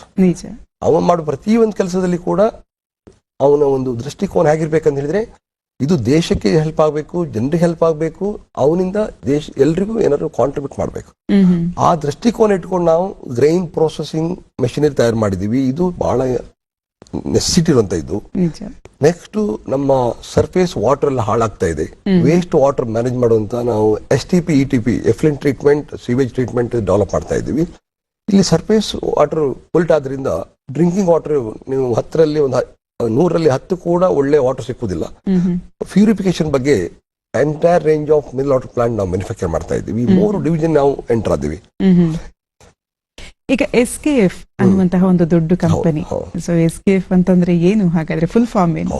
ನಾನು ಫಸ್ಟ್ ಸ್ಟಾರ್ಟ್ ಮಾಡುವಾಗ ನನಗೆ ಏನು ಗೊತ್ತಿರಲಿಲ್ಲ ಅಂತ ಹೇಳಿದ್ರೆ, ನಾನು ಸ್ಟಾರ್ಟ್ ಮಾಡುವಾಗ ಶ್ರೀ ಕಾಳಿಕಾಂಬ ಫ್ಯಾಬ್ರಿಕೇಶನ್ ಸ್ಟಾರ್ಟ್ ಮಾಡಿದ್ವಿ. ನಮ್ಗೆ ನಮ್ಮ ಕುಲದೇವರು ಕಾಳಿಕಾಂಬ. ನನಗೆ ಆಗ ಬೇರೆ ಯಾರು ಇದಿಲ್ಲ, ಯಾವುದು ಗಾಡ್ ಫಾದರ್ ದೇವರೇ ನನಗೆ ಇದಂತ ಹೇಳಿ ನಂಬಿಕೊಂಡು ಒಂದು ಹಣ್ಣು ಕಾಯಿ ಮಾಡಿ, ಅದು ಬಾಡಿಗೆ ಸೈಕಲ್ ಅಲ್ಲಿ 30 ಪೈಸೆ ಬಾಡಿಗೆ ಸೈಕಲ್ ಅಲ್ಲಿ ಆ ದೇವಸ್ಥಾನಕ್ಕೆ ಹೋಗಿ ಹಣ್ಣು ಕಾಯಿ ಸ್ಟಾರ್ಟ್ ಮಾಡಿ ಅಲ್ಲಿಂದ ನಾನು ಆ ದೇವರ ಹೆಸರಿಟ್ಟು ಸ್ಟಾರ್ಟ್ ಮಾಡಿದ್ದು, ಶ್ರೀ ಕಾಳಿಕಾಂಬ ಫ್ಯಾಬ್ರಿಕೇಶನ್. ಅದೇನಾಯ್ತು ಅಂತ ಹೇಳಿದ್ರೆ, ನಾನು ಡಿಸ್ಟ್ರಿಕ್ಟ್ ಲೆವೆಲ್ ಇರುವಾಗ ಅದು ಚೆನ್ನಾಗಿತ್ತು, ಎಲ್ರಿಗೂ ಬಹಳ ದೊಡ್ಡ ವಿಷಯ. ಅಲ್ಲಿಂದ ನಾನು ಸ್ಟೇಟ್ ಲೆವೆಲ್ ಹೋದೆ, ಇಂಟರ್ ಸ್ಟೇಟ್ ಲೆವೆಲ್ ಹೋದೆ, ಕಂಟ್ರಿ ಲೆವೆಲ್, ಬೇರೆ ಇಂಟರ್ ಕಂಟ್ರಿ ಲೆವೆಲ್ ಹೋಗುವಾಗ ಅದು ನನಗೆ ಸ್ವಲ್ಪ ಆ ಹೆಸರು ಸ್ವಲ್ಪ ಇದಾಯ್ತು.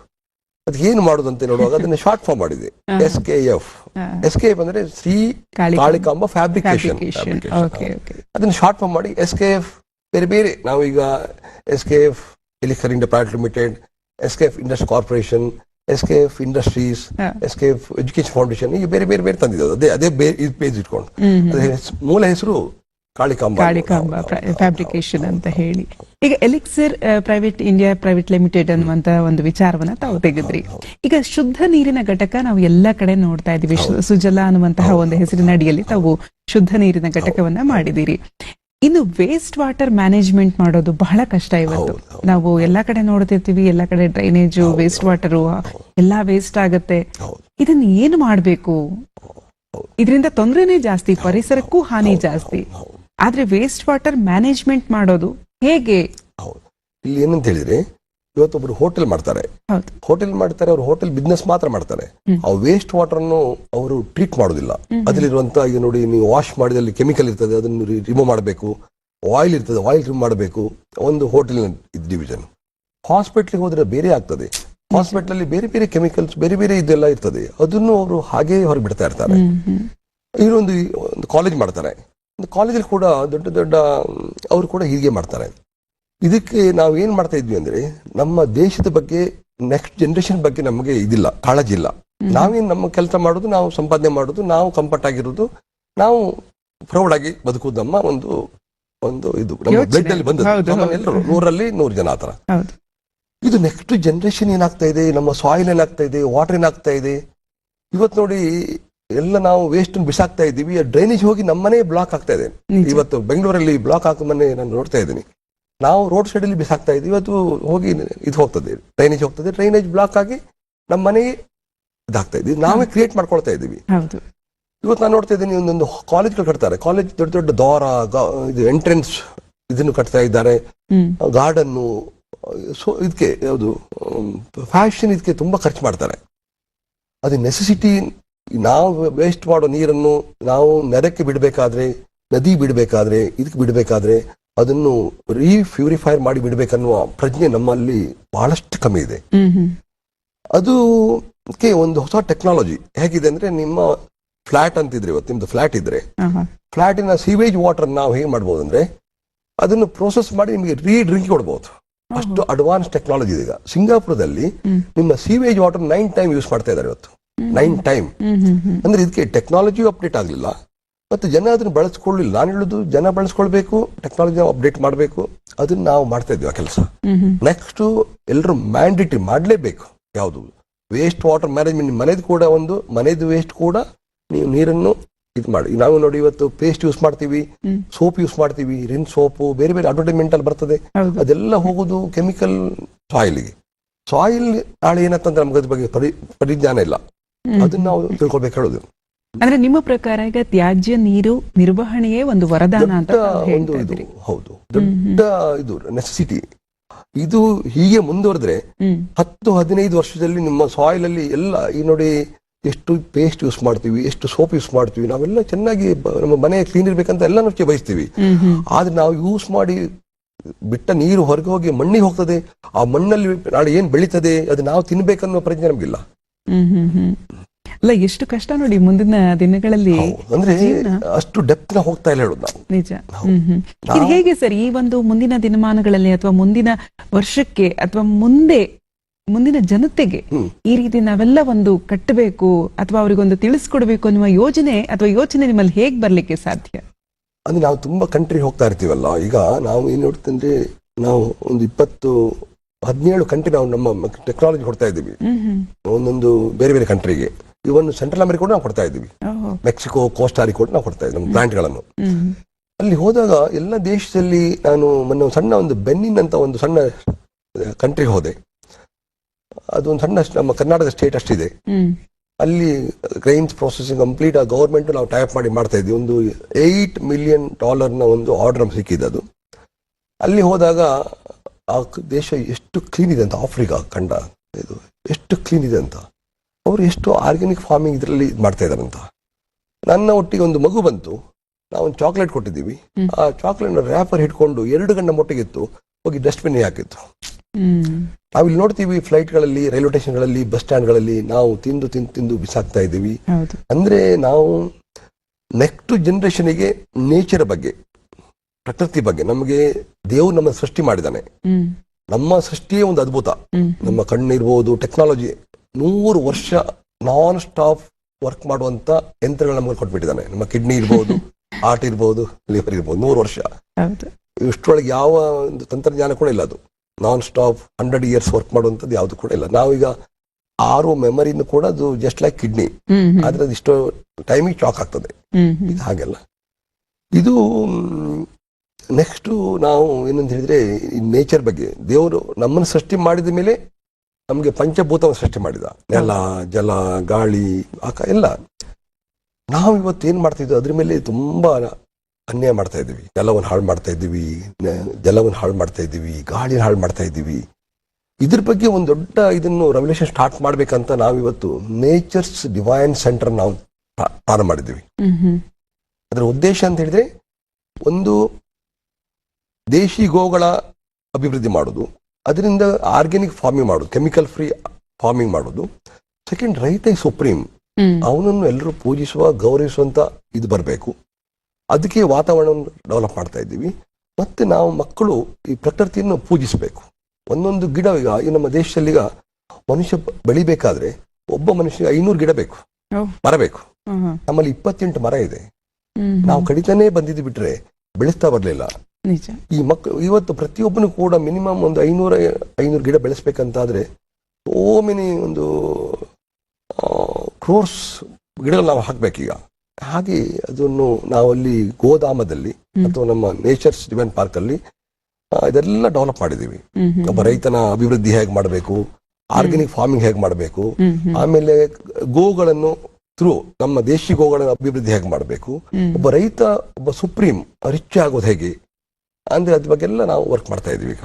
ಈಗ ಗೋಧಾಮ ಅಂತ ಒಂದು ಪದದ ಬಳಕೆ ಮಾಡಿದ್ರಿ.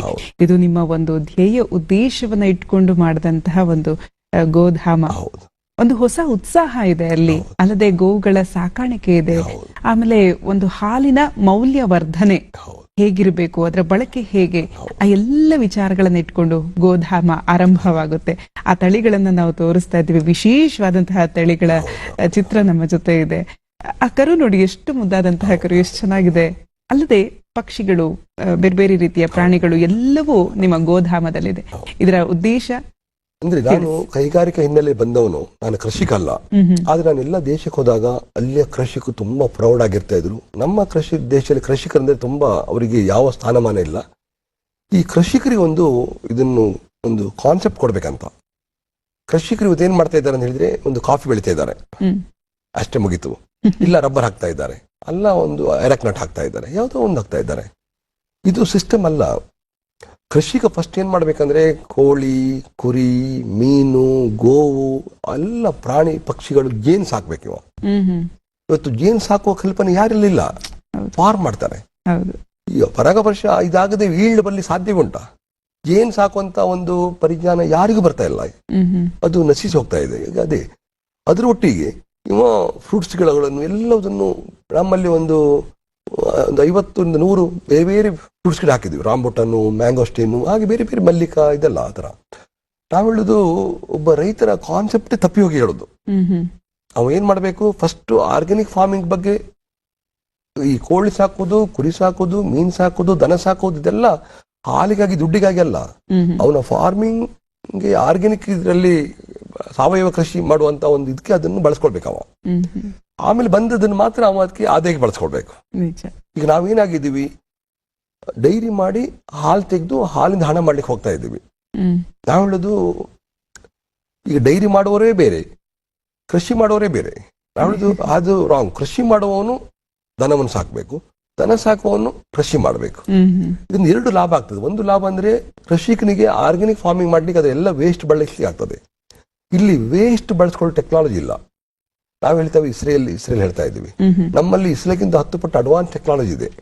ನನಗೆ ಇಂಡಸ್ಟ್ರಿ ಬ್ಯಾಕ್ ಗ್ರೌಂಡ್ ಇದ್ದರಿಂದ ನಮ್ಮಲ್ಲಿ ಒಂದೀಗ 5,000 ಫ್ರೂಟ್ ಗಿಡಕ್ಕೆ ನಮ್ಮ ಎಲ್ಲ ಈ ಕೃಷಿ, ಮೀನಿನ ವೇಸ್ಟು, ಕೋಳಿ, ಕುರಿ, ದನದ ಎಲ್ಲಾ ವೇಸ್ಟ್ಗಳು ಒಂದು ಕಡೆ ಹೋಗಿ ಫಿಲ್ಟರ್ ಆಗಿ ಈ ಎಲ್ಲ ಗಿಡಗಳಿಗೆ 1 ಗಂಟೆಲಿ ಹೋಗ್ತದೆ. ಅದನ್ನ ನಾವು ಮ್ಯಾನ್ ಫೋರ್ ಹಾಕೋದಾದ್ರೆ ನಮ್ಗೆ ಒಂದು 500 ಜನ ಬೇಕಾಗ್ತದೆ, 500 ಆಳು. ಇದು 1 ಗಂಟೆಯಲ್ಲಿ ಆಟೋಮೆಟಿಕ್ ಹೋಗ್ತದೆ. ಅಂದ್ರೆ ಈ ಟೆಕ್ನಾಲಜಿನ ರೈತರಿಗೆ ಕೊಡ್ಬೇಕು. ಇನ್ನೊಂದು, ದನ ಸಾಕುವುದು, ಆರ್ಗ್ಯಾನಿಕ್ ಫಾರ್ಮ್ ಅನ್ನು ಹೇಗೆ ಬಳಸ್ಕೊಳ್ಬೇಕನ್ನುವ ದೃಷ್ಟಿಕೋನ ಒಂದು.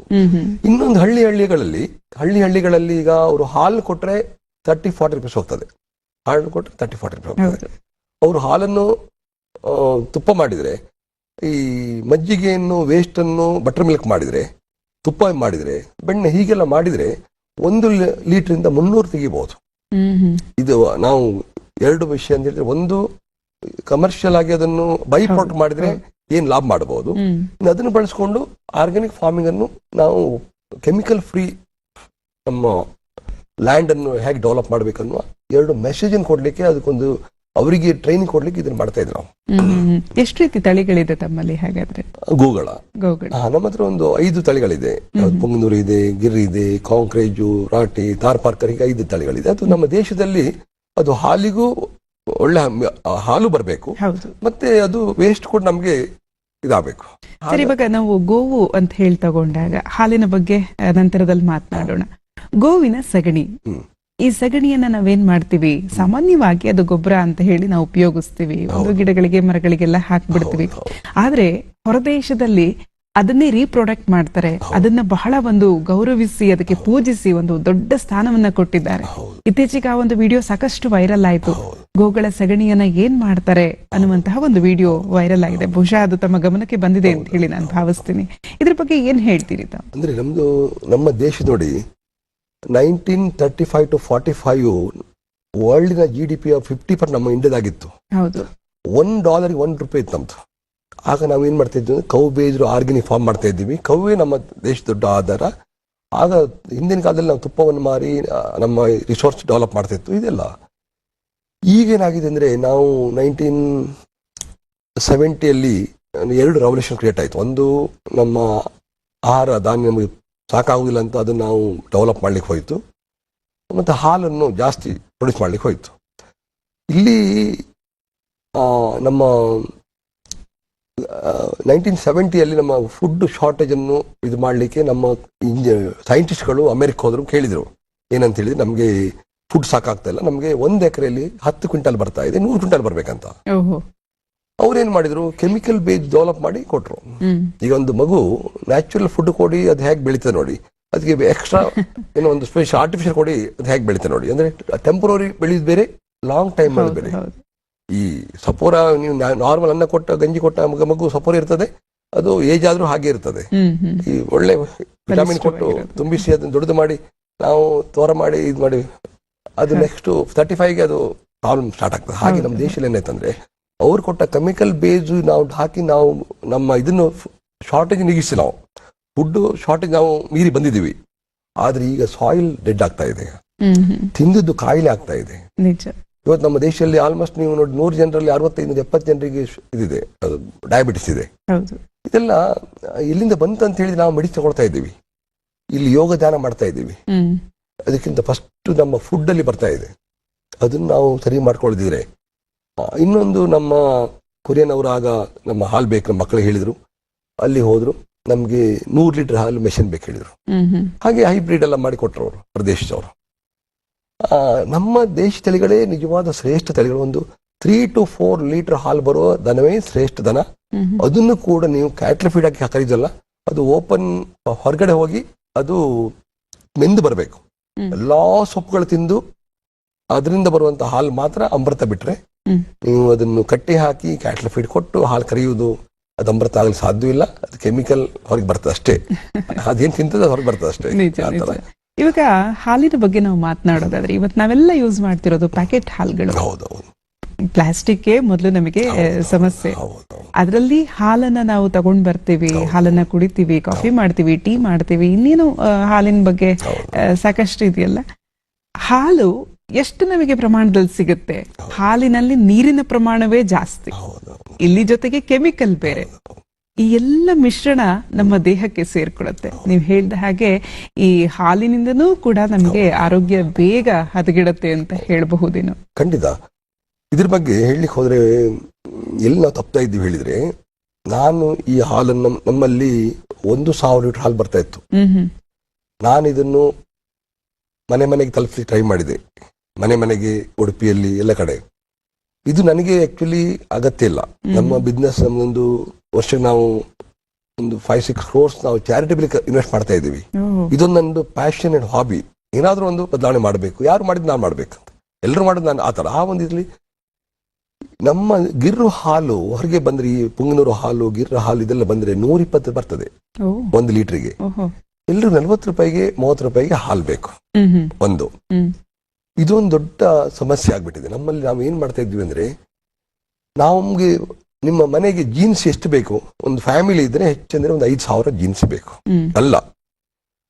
ನಾವ್ ಇವತ್ತೇನಾಗಿದೆ ಅಂದ್ರೆ ಜೀನ್ಸ್ ಏನ್ ಕಮ್ಮಿ ಕಾಸ್ಟ್ ತರ್ತೀವಿ. ಸೊಪ್ಪಿರ್ಬೋದು, ಹಣ್ಣಿರ್ಬೋದು, ಎಲ್ಲದು ಆಯಿಲ್ ಕಮ್ಮಿ ಕಾಸ್ಟ್ ಅಲ್ಲಿ ನಾವು ಅದನ್ನು 5,000ದಿಂದ 3,000 ರಿಡ್ಯೂಸ್ ಮಾಡ್ತೀವಿ.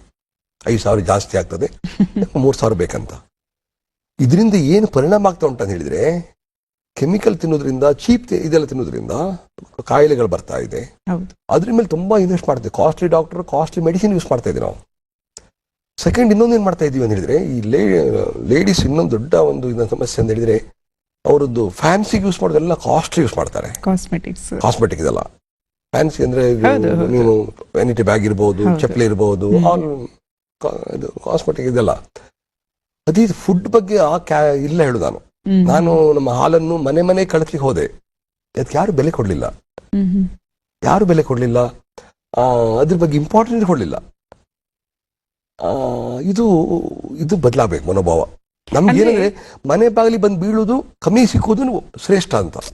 ಎರಡು ನಾವು ನಮ್ಗೆ ಮೊದ್ಲೇ ಆಗಿತ್ತಂದ್ರೆ ದನವನ್ನು ಮನೆ ತಗೊಂಡು ಹೋಗಿ ಹಾಲು ಕರೆ ಕೊಡ್ತಾ ಇದ್ರು. ಈಗ ನಾವು ಎಲ್ಲ ಇದನ್ನು ಕಂಫರ್ಟ್ ಲೈಫಿಗೆ ಬಂದಿದೀವಿ. ಯಾವ ಸಮಸ್ಯೆ ಬೇಡ, ಯಾವ್ದು ರಿಸ್ಕ್ ಬೇಡ, ಮೌಲ್ಯ ಕಟ್ಲಿಗೆ ಅಂತ ಹೇಳಿದ್ರೆ ನಮ್ಮಲ್ಲಿ ಎಣ್ಣೆಗಾಣ ಹಾಕಿದ್ವಿ ನಾವು ಜನರಿಗೆ. ಅಂದ್ರೆ ಇದೆಲ್ಲ ಮೆಸೇಜು. ಈಗ ನೀವು ಬಂದ್ರೆ ಕೊಬ್ಬರಿ ಹಾಕಿ ಎಣ್ಣೆ ತಗೊಂಡು ಹೋಗೋದು. ಇವತ್ತು 1 kg ಕೊಬ್ಬರಿಗೆ ಸಾಮಾನ್ಯ ಒಂದು 100 ರೂಪಾಯಿ ಇದೆ ಇವತ್ತು. 3.5 kg ಹಾಕಿದ್ರೆ ಮಾತ್ರ ನಿಮ್ಗೆ ಎಣ್ಣೆ ಬರ್ತದೆ, 1 ಲೀಟರ್ ಎಣ್ಣೆ ಬರ್ತದೆ. ಮಾರ್ಕೆಟ್ 150 ರೂಪಾಯಿ ಎಣ್ಣೆ ಸಿಗ್ತಾ ಉಂಟು. ನಿಜ. ಅದು ಟಿವಿಯಲ್ಲಿ ಅಡ್ವರ್ಟೈಸ್ಮೆಂಟ್ ಬರ್ತದೆ, ನಾವು ತೋರಿಸೋ ಚಂದ ಇರ್ತಾರೆ, ನಾವು ಅವ್ರ ಹಾಗೆ ಅಂತ ನಾವು ಅದನ್ನು ಕಲ್ಪಿಸಿ ತಗೊಂಡ್ಬಿಡ್ತೀವಿ. ಆಫರ್ ಕೊಟ್ಬಿಟ್ರಂತೆ ಫಸ್ಟ್ ಅದಕ್ಕೆ ಹೋಗಿ ತಗೊಂಡ್ಬಿಡ್ತೀವಿ. ಇದು ಕ್ಲೀನ್ ಇಲ್ಲ. ಯಾಕೆ ನಾವು ರೈಸ್ ಮಾಡ್ತೀವಲ್ಲ, ನಿಮ್ಗೆ ವೈಟ್ ರೈಸ್ ಬೇಕು ಹೇಳ್ತಾರೆ. ವೈಟ್ ರೈಸ್ ತಿಂದು ಅದೆಲ್ಲ ವಿಟಮಿನ್ ಹೋಗಿರ್ತದೆ. ವಿಟಮಿನ್ ಬೇರೆ ಮೆಡಿಸಿನ್ ತಗೊಳ್ತಾರೆ. ನಾವು ಹೇಳುದು ರೈಸ್ ಅಲ್ಲಿ ವೈಟ್ ಇಲ್ಲ, ನಾವು ಬ್ಲಾಕ್ ರೈಸ್ ತಿನ್ಬೇಕು, ಅದ್ರ ಔಟರ್ ಚೆಲ್ ಹೋಗ್ಬಾರ್ದು. ಹಾಗೆ ಅಂದ್ರೆ ನಾವು ಇವತ್ತೆಲ್ಲೋ ಹೋಗ್ತಾ ಇದ್ದೀವಿ, ಯಾವುದೋ ಕಂಫರ್ಟ್ ಲೈಫ್ ಹೊಡ್ಕೊಂಡು ಯಾವುದೋ ಇಟ್ಕೊಂಡು ಹೋಗ್ತಾ ಇದ್ದೀವಿ. ಈ ಮನೋಭಾವವನ್ನು ಬದಲು ಮಾಡಬೇಕು. ಇದಕ್ಕೆ ಪ್ರಜ್ಞಾವಂತರು, ಸರ್ಕಾರ ಇದ್ರ ಬಗ್ಗೆ ತುಂಬಾ ಚಿಂತನೆ ಮಾಡಬೇಕು ಅನ್ನೋ ದೃಷ್ಟಿಕೋನ.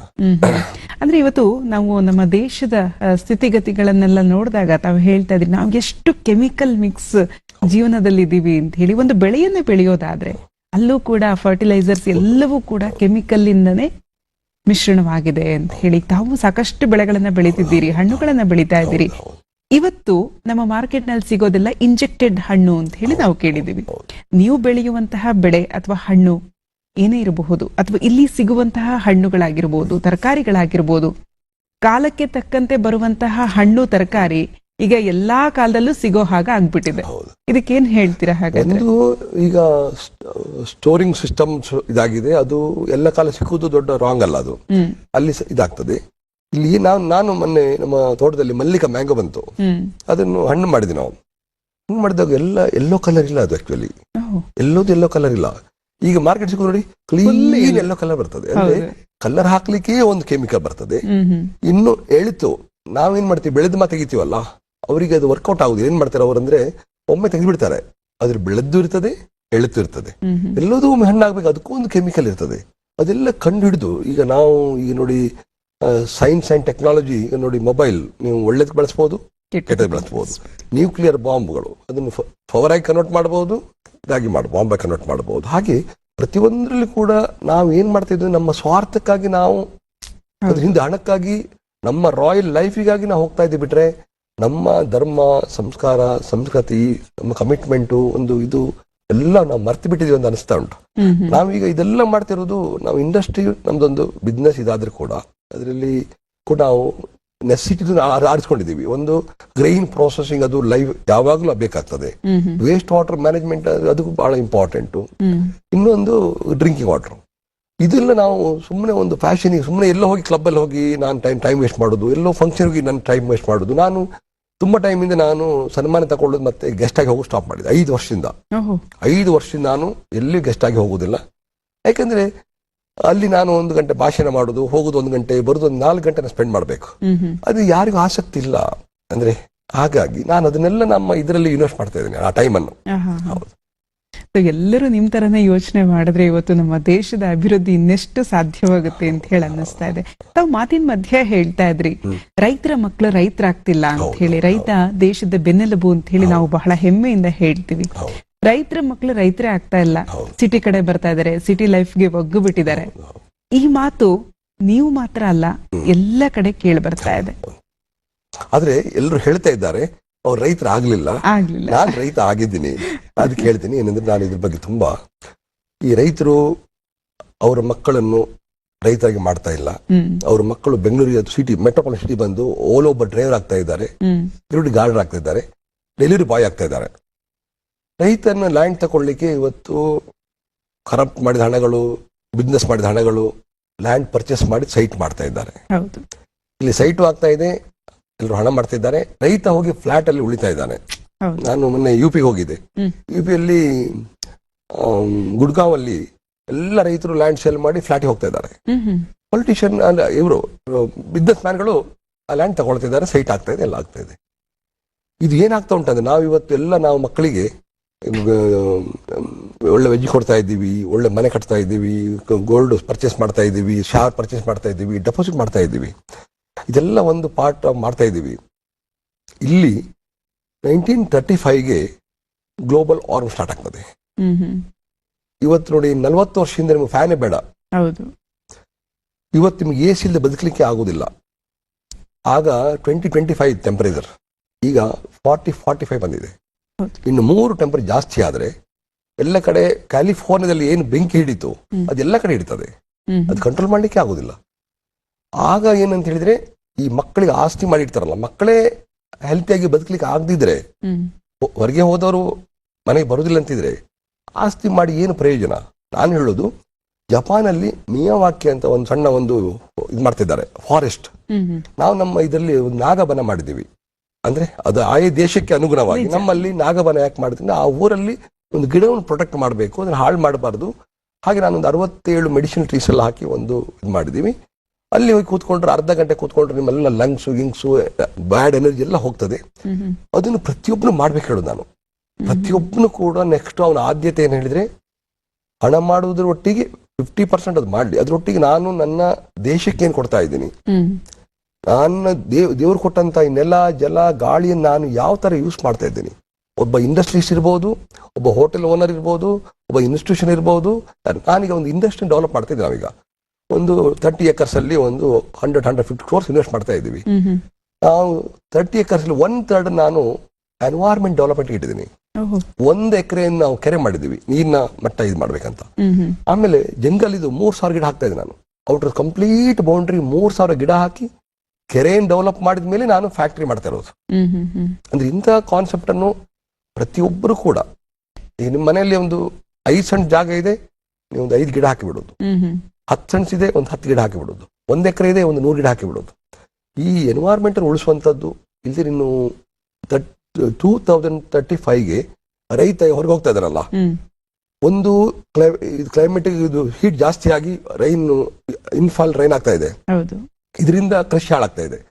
ಇನ್ನು ರೈತನ ಲ್ಯಾಂಡ್ ಸೆಲ್ ಮಾಡಿ ಲ್ಯಾಂಡ್ ಶಾರ್ಟೇಜ್ ಆಗ್ತಾ ಇದೆ. ಯಾರು ಕೃಷಿ ಮಾಡೋರಿಲ್ಲದೆ ಇನ್ನೊಂದು ಆಗ್ತಾ ಇದೆ. 2035ಗೆ ಬಹಳ ಮೌಲ್ಯ ಬರ್ತದೆ. ಆಗ ನೀವು ಅದ್ರ ಗೋಲ್ಡ್ ಇರ್ತದೆ, ಎಲ್ಲ ಇರ್ತದೆ, ಊಟಕ್ಕೆ ಶಾರ್ಟೇಜ್. ಈಗ UK ಸ್ಟಾರ್ಟ್ ಆಗಿದೆ ಆಲ್ರೆಡಿ. ಹಾಗಾದ್ರೆ ನಿಮ್ಮ ಪ್ರಕಾರ ಮುಂದಿನ ವರ್ಷಗಳಲ್ಲಿ, ಮುಂದಿನ ದಿನಮಾನಗಳಲ್ಲಿ ರೈತರ ಸ್ಥಿತಿಗತಿ ಏನು? ರೈತರು ಅಂತಂದ್ರೆ ಅವ್ರ ಹೆಸರು ಇರುತ್ತೋ ಇಲ್ವೋ, ರೈತರು ಅಂತ ನಾವು ಹೇಗೆ ಮಕ್ಕಳಿಗೆ ಹೇಳ್ಕೊಡ್ಬೇಕು? ಹಾಗಾದ್ರೆ 2030ಗೆ 5 ವರ್ಷ ಹೋದ್ರೆ ರೈತ ಸುಪ್ರೀಂ, ಅವನು ದೇವರಾಗಿ ನೋಡುವಂತ ದಿನ ಬರ್ತದೆ.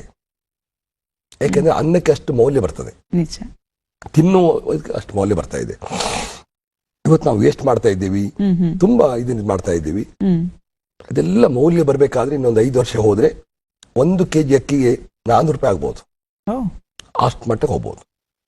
ಈಗ ಎಲ್ಲ ಕಂಟ್ರಿ ಇಂಡಿಯಾ ಫೀಡ್ ಮಾಡ್ತಾ ಇದೆ. ಇವತ್ತು UK ಅಲ್ಲಿ ನೋಡಿ, ಕ್ಲೈಮೆಟಿಕ್ ಎಫೆಕ್ಟ್ ಇಂದ ಎಕ್ಸ್ಟ್ರೀಮ್ ಕೋಲ್ಡ್ ಐಸ್ ಆಗ್ತದೆ, ಎಕ್ಸ್ಟ್ರೀಮ್ ಹಾಟ್ ಇದಾಗ್ತಾ ಇದೆ. ಅದು UK ಅಲ್ಲಿ ಆಗಿದ್ದು ನಾಳೆ ಇಂಡಿಯಾ ಕೂಡ ಬರ್ತದೆ. UK ಅಲ್ಲಿ ಆದ ಶಾರ್ಟೇಜ್ ನಮ್ಮಲ್ಲಿ ಕೂಡ ಶಾರ್ಟೇಜ್ ಆಗ್ತದಲ್ಲ. ಈಗ ಹೊರದೇಶಕ್ಕೆಲ್ಲ ತಾವು ಹೋಗಿ ಬರ್ತಾ ಇರ್ತೀರಿ, ನಮ್ಮ ದೇಶಕ್ಕೂ ಹೊರದೇಶಕ್ಕೂ ಇಲ್ಲಿನ ಬದುಕು ಆಗಿರಬಹುದು ಅಥವಾ ನಮ್ಮ ಜೀವನ ಶೈಲಿ ಆಗಿರಬಹುದು, ಸಾಕಷ್ಟು ವ್ಯತ್ಯಾಸ ಇದ್ದೇ ಇರುತ್ತೆ. ನಮ್ಮ ದೇಶ ಹೇಗನ್ಸುತ್ತೆ, ಹೊರದೇಶ ತಮಗೆ ಹೇಗನ್ಸುತ್ತೆ? ನೋಡಿ, ಒಂದೊಂದು ಕಂಟ್ರಿ ಒಂದೊಂದು ಟೈಪ್ ಇದೆ. ಅಂದ್ರೆ ಈಗ ಜಪಾನಿಗೆ ಹೋದ್ರೆ ಅಲ್ಲಿ ಜಪಾನ್ನ ಕಲ್ಚರು, ಅಲ್ಲಿ ಜನರ ಒಂದು ಇದೇ ಬೇರೆ ಇದೆ. ಜರ್ಮನಿಗೆ ಹೋದ್ರೆ ಅಲ್ಲಿ ಬೇರೆ ಇದೆ. ಆಫ್ರಿಕಾಕ್ಕೆ ಹೋದ್ರೆ ಅಲ್ಲಿ ಬೇರೆ ಇದೆ. ಅಮೆರಿಕ ಬಿಡಿ, ಅಮೆರಿಕ, ರಷ್ಯಾ ಅದೆಲ್ಲ ಬೇರೆ. ಹೌದು. ಅಂದ್ರೆ ನಾನು ಹೇಳೋದು, ಈಗ ನನಗೆ ಈ ನಮ್ಮ ಜನರೇಷನ್ ಇದರಲ್ಲಿ ಏನಾಗಿದೆ ಅಂದ್ರೆ, ಒಂದು ಬ್ರಿಟಿಷರು ಕೊಟ್ಟ ಒಂದು ಸರ್ಟಿಫಿಕೇಟ್ ಬೇಸ್ಡ್ ಎಜುಕೇಶನ್ ಅಂತ ನಾವು ತಗೊಂಡಿದ್ದೀವಿ. ನಮ್ಮ ಮೂಲದಲ್ಲಿ ಏನು ಬೆಳೆದು ಬಂತು ಅದನ್ನು ನಾವು ಮರ್ತು ಬಿಟ್ಟಿದ್ದೀವಿ.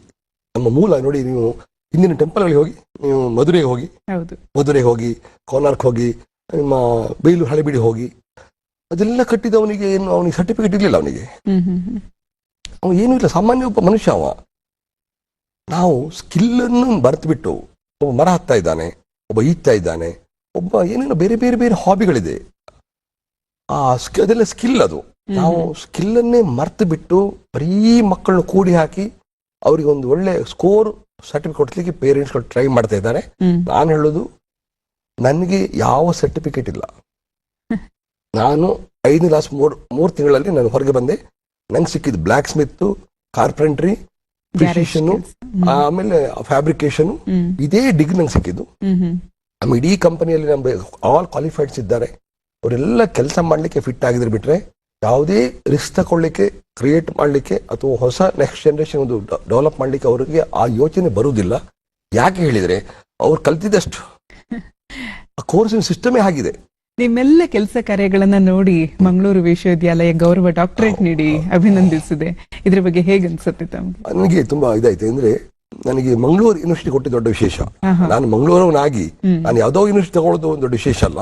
ನಾನು ಮಂಗಳೂರಲ್ಲಿ ತಗೊಂಡಿದ್ದು ದೊಡ್ಡ ವಿಶೇಷ. ಆಮೇಲೆ ನನಗೆ ಯಾವ ಸರ್ಟಿಫಿಕೇಟ್ ಇರಲಿಲ್ಲ. ನನಗೆ CFTRL ಒಂದು ಕೋರ್ಸ್ ಅಷ್ಟು ಬಿಟ್ರೆ, ಅದು ಡಿಗ್ರಿ ಅಲ್ಲ, ಜಸ್ಟ್ ಕೋರ್ಸ್. ನನಗೆ ಅದು ತುಂಬಾ, ನನಗೆ ಒಂದು ಆ ದಿನ ನಂಗೆ ತುಂಬಾ ಇದಾಗಿದೆ. ಅಂದ್ರೆ ನನಗೆ ಬಹಳ ಒಂದು ಕೀಳರಿಮೆ ಇತ್ತು. ನನಗೆ ಯಾವ್ದು ಸರ್ಟಿಫಿಕೇಟ್ ಇಲ್ಲ, ನಂತರ ಯಾವ್ದು ಡಿಗ್ರಿ ಇಲ್ಲ. ಅದು ನನಗೆ ಸಿಕ್ಕಿದ್ದು ಒಂದು ಇವತ್ತು ಡಾಕ್ಟರೇಟೇ ಸಿಕ್ಕಿದೆ. ಈ ಎಲ್ಲ ಕೆಲಸ ಕಾರ್ಯಗಳಿಗೆ ತಮ್ಮ ಕುಟುಂಬದವರ ಸಹಕಾರ ಹೇಗಿದೆ ಸರ್? ಕುಟುಂಬದ ಸಹಕಾರ ಅಂದ್ರೆ, ಇದು ನನ್ನ ಫ್ಯಾಮಿಲಿ ಏನಂದ್ರೆ ಇದಲ್ಲ, ಯಾವುದು ಬಿಸ್ನೆಸ್ ಫ್ಯಾಮಿಲಿ ಅಲ್ಲ. ಅಲ್ಲೇ ಇದು, ಹಾಗಾಗಿ ನಾನೇ ಇದರಲ್ಲಿ ಓಡ್ತಾ ಬಂದೆ. ಅವರು ನನ್ನ ಹಿಂದೆ ಬರ್ಲಿಕ್ಕೆ ಯಾರು ಇದಿಲ್ಲ. ಅವರೆಲ್ಲ ಕೆಲವರಲ್ಲಿ ಸ್ಟಕ್ ಆದ್ರು, ಕೆಲವ್ರ ತಂದೆ. ಹಾಗೆ ನಾನಂತೂ ನನ್ನ ಕೆಲಸ ಮಾಡ್ಕೊಂಡು, ಮಕ್ಕಳು ನಮ್ಮೊಟ್ಟಿಗಿದ್ದಾರೆ. ಈಗ ನಮ್ಮೊಟ್ಟಿಗಿದ್ದಾರೆ. ಅವರು 3 ಜನ. ಒಬ್ಬ MTech ಆಯ್ತು, ನಮ್ಮಲ್ಲೇ ಇದ್ದಾನೆ. ಒಬ್ಬ MBA ಆಯ್ತು, ನಮ್ಮಲ್ಲೇ ಇದ್ದಾನೆ. ಒಂದು ಹಳೆ ಫೋಟೋವನ್ನ ನಾವು ತೋರಿಸ್ತಾ ಇದೀವಿ, ಬಹುಶಃ ನೋಡ್ತಿದ್ದೀರಿ ಅಂತ ಅನ್ಸುತ್ತೆ. ತುಂಬಾ ಚೆನ್ನಾಗಿದೆ ಈ ಫೋಟೋ. ಯಾಕೆಂದ್ರೆ ಒಂದು ಪಕ್ಷಿಗೆ ತಾವೇನೋ ಫೀಡ್ ಮಾಡ್ತಾ ಇದ್ದೀರಿ. ನಮ್ ಇರೋ ಟೈಮ್ ನಾವು ಹೀಗೆ ಕಳಿತೀವಿ ಪಕ್ಷಿಯಲ್ಲಿ. ನಮ್ಮಲ್ಲಿ ಹಾಸ್ಟ್ರಿಚ್ ಇದೆ, ಇಮೋ ಇದೆ, ಹಾರ್ಸ್ ಇದೆ, ಕ್ಯಾಮಲ್ ಇದೆ, ದನಗಳಿದೆ, ಪುಂಗಂದೂರು ದನಗಳಿದೆ, ಆಮೇಲೆ ಆಲ್ ಟೈಪ್ ಬರ್ಡ್ಸ್ ಇದೆ. ಒಂದು ನಾವು ಪುಂಗದ ದನ ಸಾಕಿದ್ವಿ, ರೈತ ಬಡ ಬೆಳಿತಾನಲ್ಲ, ಒಂದು 5 ದನ ಇದೆ ನಮ್ದೀಗ. ಒಂದು ಬ್ರೀಡಿಗೆ 6 ಲಕ್ಷ ಇವತ್ತು. ನಮ್ಮ ದೇಶದಲ್ಲಿ ಬರೀ ಒಂದು 480 ಪ್ಯೂರ್ ಬ್ರೀಡ್, ನಂತರ 5 ಇದೆ ಈಗ. ಅದನ್ನು ನಾನು ಪ್ರೊಟೆಕ್ಟ್ ಮಾಡಿ ಟ್ರೈ ಮಾಡ್ತಾ ಇದ್ದೀನಿ. ಒಂದು ಬ್ರೀಡಿಗೆ 6 ಲಕ್ಷ ಇದೆ. 10 ದನ ಸಾಕಿದ್ರೆ ಅಥವಾ ಒಂದು 5 ದನ ಸಾಕಿದ್ರೆ ಕೂಡ 5 ಬ್ರೀಡ್ ಬಂದ್ರೆ 30 ಲಕ್ಷ ಆಯ್ತು. ನಾವು ಹಾಸ್ಟ್ರಿಚ್ ತೆಗೆದು, ಹಾಸ್ಟ್ರಿಚ್ 5ರಲ್ಲಿ ಒಂದು 30 ಮೊಟ್ಟೆ ಬಂದ್ರೆ, 30 ಮೊಟ್ಟೆಯಲ್ಲಿ ಒಂದು ಮರಿಗಳು ಬಂದ್ರೆ ಒಂದು ಹಾಸ್ಟ್ರಿಚ್ 1 ಲಕ್ಷ ಇದೆ. 45 lakhs ಆಯ್ತು. ಫಿಶ್ 1 ಎಕರೆಯಲ್ಲಿ ಫಿಶ್ ಕಲ್ಟಿವೇಟ್ ಮಾಡಿದ್ರೆ ಮಿನಿಮಮ್ ಸಮ್ ಟನ್ ಬರ್ತದೆ, 20 ಟನ್ಸ್ ಬರ್ತದೆ. 25 lakhs ಆಯ್ತು. ಕುರಿ ಮತ್ತು ಕೋಳಿ ನಾವು ಯಾವ್ದು ಕೊಲ್ಲುವುದಿಲ್ಲ, ಅದನ್ನು ಮಾಡುವುದಿಲ್ಲ. ನಾವು ಅದರ ವೇಸ್ಟ್ ಬಳಸ್ಕೊಳ್ತೀವಿ.